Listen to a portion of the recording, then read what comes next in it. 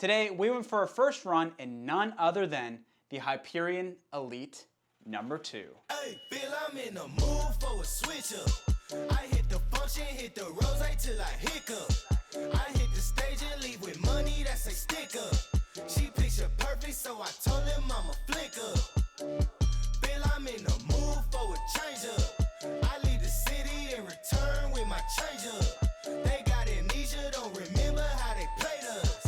They wanna knock me down, but somehow I just stay up. Look, straight from the mud like Ruby. Straight to the stage, they love me.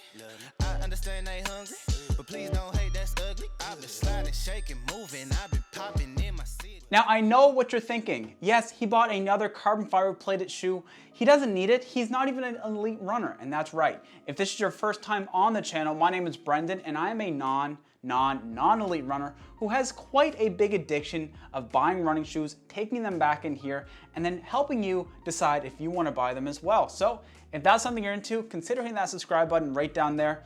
I'm sure that I'm going to spend quite a bit more money on running shoes and have to explain it to my girlfriend somehow. But that's okay. Let's get into how this felt, and spoiler alert, this is going to be my racing shoe. Quick spec rundown, because this is all information you can find online, so I don't want to harp on it too long. In my size, 10.5 US men's, it comes in at 229 grams, or like 8.07 ounces if we're being exact. It has an 8mm drop, 35 in the heel, 27 in the forefoot. Perfect. Love that stack height, nice and high. You are looking at this beautiful DNA Flash midsole foam. I think it's nitrogen infused, if I'm getting that right. I'm sorry if I'm not.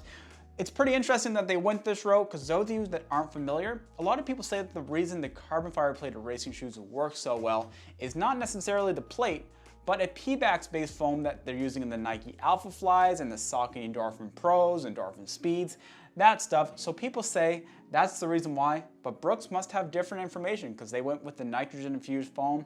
New Balance is doing something different as well, so it's going to be quite interesting to try out these different shoes and see, hey, is there something to the PEBA-based foams actually making more of a difference, or are people just blowing hot air? I don't know. But anyway, that's the specs. Let's move on to the upper. Now, this upper is woven or something like that. I don't know technical terms. All I'm gonna tell you about is how it felt, and it felt pretty fantastic with one caveat. Let's start back at the heel, and then we'll talk about the caveat in a second here. So this heel, you can see that it's kind of curved up. It kind of cups your Achilles.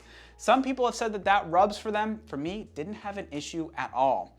In the inside of the heel cup here, you have a little bit of a padded thing that goes around. For me, it made a big difference. It felt great. I must say it was definitely noticeable. Also, something cool about this heel counter is that the material around the heel and kind of almost to the middle of your foot is kind of a grippy felt-like material. And what I think that did was help me prevent heel slipping. Who knows if that's really the case? That's just what I think it's there for, and it feels grippy on my fingertips.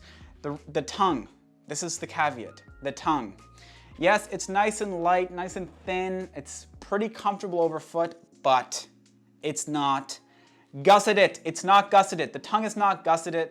That's a pretty big disappointment. For those of you that don't know, a gusseted tongue means that there's some material on the inside of the tongue that attaches to the upper to help get that nice lockdown. Brooks Hyperion Elite 2 doesn't have that. Big downside, do not like that, but this shoe makes up for it in many different aspects that we'll talk about in a few seconds here. The rest of the upper, very breathable, very soft to the touch, and really felt great as I was running along. Quite a bit of room in the toe box, so if you don't like that, maybe this isn't the racing shoe for you. For me, I love that my foot can splay and play, and it doesn't feel really locked down. I don't have like a track racing background or anything like that, so I'm not used to having those shoes really tight. So having an upper like this that has a little bit more forgiveness is very welcome for someone like me who just loves running and got into it later in life to get a little bit healthier. This is a perfect upper for me. So for the upper, I'm really enjoying it so far. If I had to give it a score, I'd have to go 2.5 out of 3 only because of the gusseted tongue. That's a big downside for me. But the rest of the upper felt great. Oh, and the toe laces kind of look like barbed wire, which is kind of a cool effect. Now, let's get into where the magic happens. The DNA Flash midsole. So this is a nitrogen infused midsole foam called the DNA Flash, and oh baby, this is money. This felt so fantastic underfoot out there today. The curvature here in the back, especially, you can see on the heel here, back at the heel, it kind of curves up, and there's a lip here as well. I'm not sure why the lip is there. I think it looks pretty cool though. But what this curve here really helped me with today was getting through the transition when I was heel striking. Absolutely. I am a little bit of a heel striker. For those of you that have watched my videos in the past, you have seen that I heel strike. Nothing I can do about that. Well, maybe there is, but I'm a pretty slow runner. Maybe as I improve, I will be less of a heel striker. But if you're a heel striker, this thing really, really helped.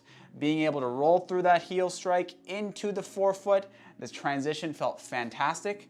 And guys, this midsole foam is extremely bouncy. Now, I love the Endorphin Pro, but I do find this foam to be a little bit more squish. Never tried the Vaporfly, so I don't know if it's as squish as that, but this is definitely more squishy than the Endorphin Pro, and I'm loving it. It really made my legs feel great throughout the run and after the run. Didn't feel any pain. So yes, this is definitely a bouncy foam. I could feel the energy return. There's kind of a cutout here too. I guess that's probably where the carbon fiber plate is. Who knows? That's a pretty cool aspect as well. Cool little detail. Guys, the midsole, I can't say anything bad about it so far. It felt absolutely fantastic. That carbon fiber plate really helps you maintain this smooth transition. You're not sinking in that much, but the foam is there to help you with that energy return, and it felt fantastic. I cannot wait to take this out for more and more runs. Now, onto the outsole. And the outsole, not much to talk about. So I have to say, this outsole kind of reminds me of like lemon meringue pie or something. Like the texture of this midsole really does seem like a lemon meringue pie. So if you like that, you might get a little hungry when you look at this shoe. There are some strategically placed rubber here. I think it must be blown rubber. I can't say for sure. If I find some stuff online, I'll put it on the screen right here, right now. But if I don't, I'm sorry, I just don't know what it is. But there's not a whole lot of rubber going on, so that could potentially cause some slipping if it's a rainy day out. It's actually a rainy day today, so maybe I'll take them out for another run and try it out for slippage there. But yeah, the outsole, yeah, it's pretty good. It's kind of what you'd expect on a racing shoe. Not much going on to limit the weight. And I so far so good, so gonna have to go with like 3 out of 3. I don't know. I don't think they could take any more away. For me, it works. Might be slippy during the rainy days, but who knows? Only one way to find out, and that is to get out there and go for a run in the rain. So yes, overall, I guess you can probably guess by now, I absolutely love this shoe. And it is replacing the Saucony Endorphin Pro as my favorite plated shoe. I must say, it's actually, as much as I love the Endorphin Speed, it might actually even replace that. I don't know, I have some more testing to do, but after the first run, I have to say that I do have a little bit of a weaker ankle, so I roll in quite a bit, and I'm nervous when I'm wearing the Endorphin Pro and the Endorphin Speed because my ankle rolls in quite a bit. I'm not gonna lie, if you're an overpronator, I'd probably stay away from the Endorphin Pro and the Endorphin Speed. However, the Hyperion Elite, because of this wide base, it's super stable and felt great. Now, it's not a stability shoe, but it felt stable because my ankles weren't rolling in. I'm gonna overlay some footage here of me just standing in the Endorphin Pro compared to the Hyperion Elite, and you can see, even just standing there and pushing in on the foam in the Endorphin Pro, I'm rolling inward. My ankles are rolling inward. So in the later miles of a marathon or half marathon, that might take its toll on me. But I think this will be able to keep my ankles feeling less tired and less jagged towards the end of a race. This shoe is absolutely fantastic so far. Feels extremely stable. They say the durability is between 200 and 400 miles on the Brooks website anyway. But honestly, because I'm not looking to get the absolute maximum performance out of this shoe each and every day, it could probably last more than that. Who knows? I'm probably gonna take the shoe beyond that anyway, honestly, because I just love it so far, and who knows? This is only my first impression, so I might be getting a little ahead of myself. We have much more testing to do, but I'm just super jazzed up about this shoe, guys. And I hope you get a chance to get your hands on it. Now, it is $50 more than the Endorphin Pro. It's coming in at $250, I think it was. But honestly, is it worth $50 more? probably for me because I do find that in the Endorphin Pro, I am a little bit unstable. This feels extremely stable in comparison. That's just my thoughts so far. All right, guys, sorry that was all over the place towards the end, but I'm just so excited about this shoe. It looks fantastic, feels fantastic. Brooks, you have a winner. You have a winner, I must say.